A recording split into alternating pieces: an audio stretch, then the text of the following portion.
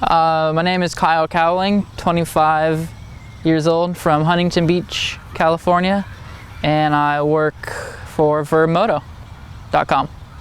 I got into the film thing it was really a lot out of frustration and just kind of over.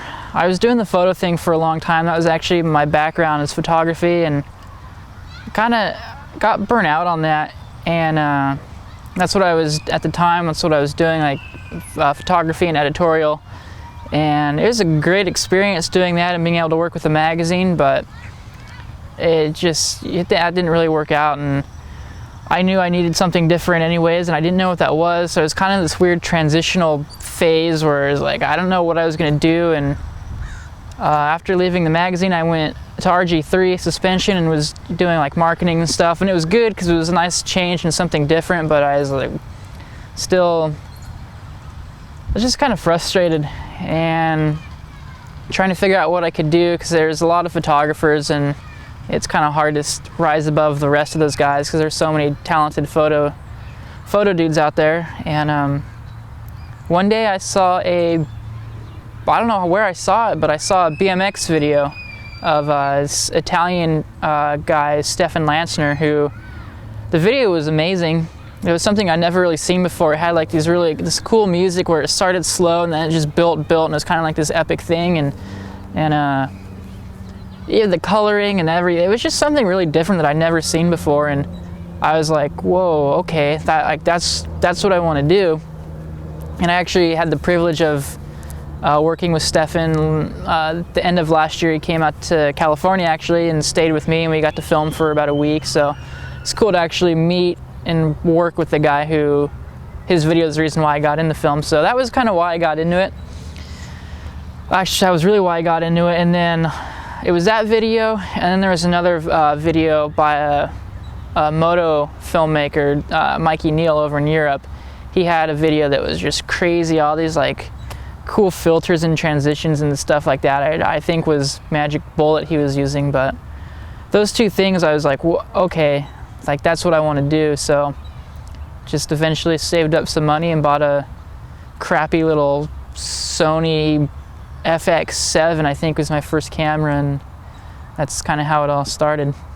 Yeah, previous jobs, I kind of like where I'm at now, I've really learned to appreciate what I have and what I'm doing now. Like, it really means a lot to me, and I'm always telling Wes and all those guys, like, dude, thank you so much for everything. But like, I genuinely mean it, just because like my first real job out of high school, where I like went out, applied on my own, did the whole process by myself. I worked in Disneyland out of high school and worked there for I think a year and a half or so, and I drove the Jungle Cruise boat and told the jokes and worked on Indiana Jones and Thunder Mountain, and it just a button pusher there. It's kind of babysitting, and it was a really good experience. You learn a lot, just kind of about people, society, and that, and dealing with crappy managers and attitudes and that stuff. So it was kind of eye-opening for me. And then from there, I worked at a Target, I worked at a Starbucks, I worked at an art store. Just kind of all these crappy jobs that, I don't know. I'm glad that I went through that, because like I said, where I'm at now, I really appreciate it, and it keeps me motivated to keep working, because it's like I don't want to lose what I have, because I don't want to go back to doing those things ever again. I really find a lot of inspiration from like the Coen brothers. Their work is phenomenal. I watch a lot of their stuff. Who else? There's this BMX filmer, Joe Simon, who's amazing.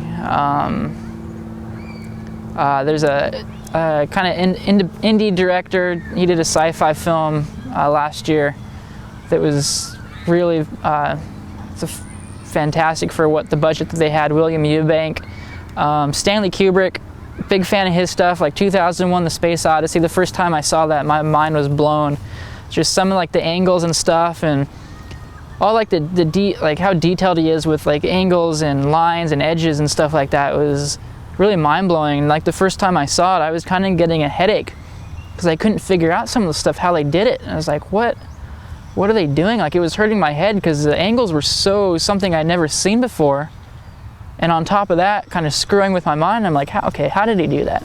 So Stanley Kubrick is someone I look up to a lot, and even Rob Zombie, like horror movies and stuff. I enjoy his stuff because it's kind of a raw, real, in-your-face type thing. It seems like a lot. I don't really watch horror movies at all anymore, but it seems like what's out there, it's all just dumb.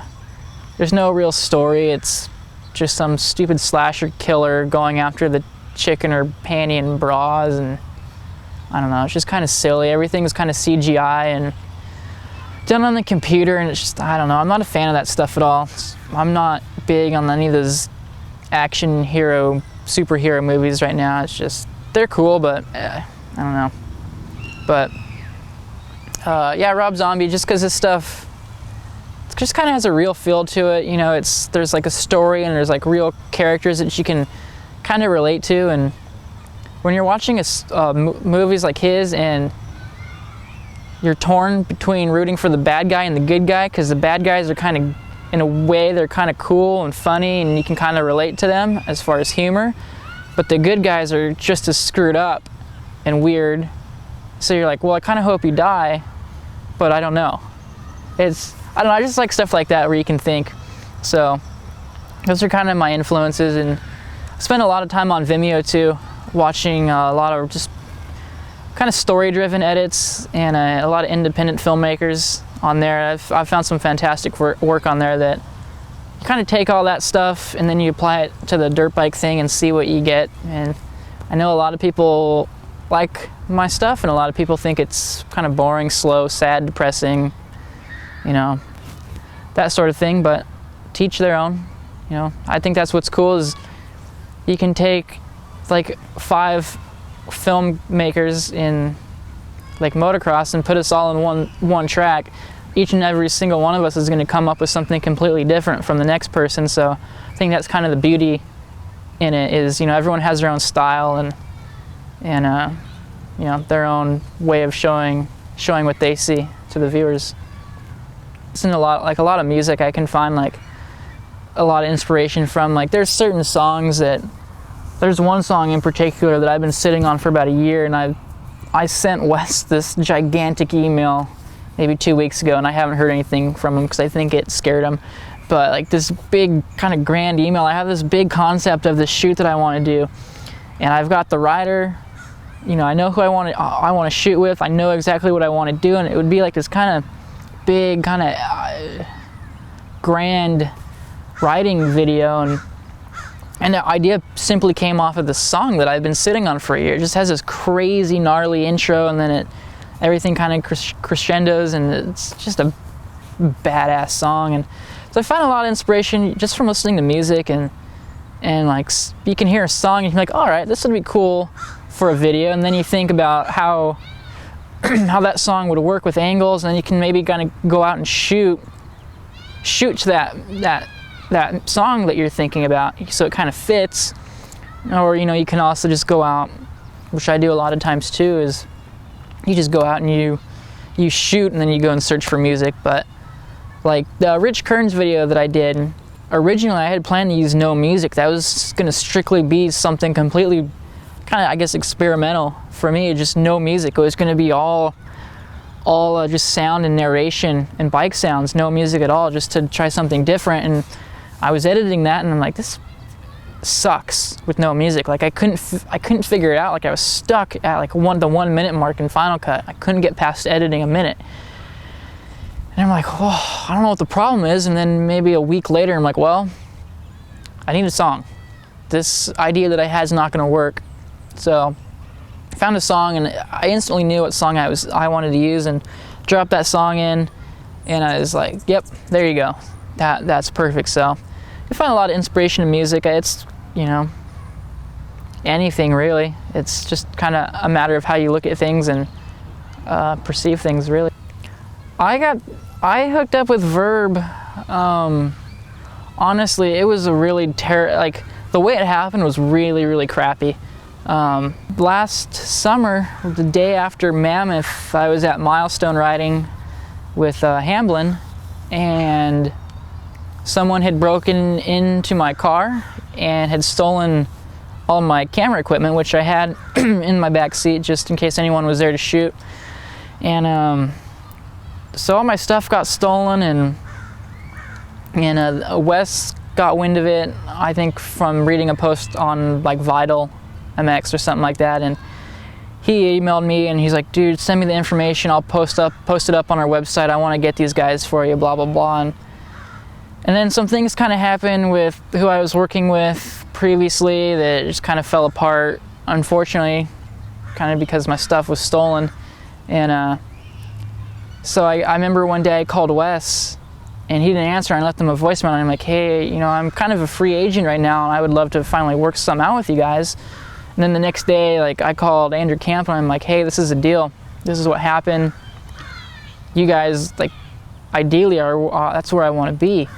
And we talked for a little bit, and then, you know, started talking with Wes more heavily, and then one thing led to another, and it honestly kind of worked out that my stuff got stolen and I lost the company I was working with, I lost that job, because now I'm with Vurb, and it's crappy that it had to happen that way, but I kind of think, you know, and it was kind of one of those things where, you know, you got to go through something kind of pretty crappy, but at the end, something really good comes out of it. And Vurb was what came out of it that was really good, and I'm in a great place right now with a bunch of like creative dudes who everyone has the same vision and goal to just do something bigger and better than the next thing, and there's no attitude, there's no egos, everyone's just cool. And it's great to be a part of something like that where everyone trusts everybody, and you can, you know, pitch your idea to that person, they're like, dude, that's awesome, go do it. And it just shows that Wes and Walt and all these guys have done something really kind of beautiful with you know, within our industry, and there's a lot of kind of cool guys and whatever people in there, so it's cool to be a part of something that's so collaborative and creative, and it's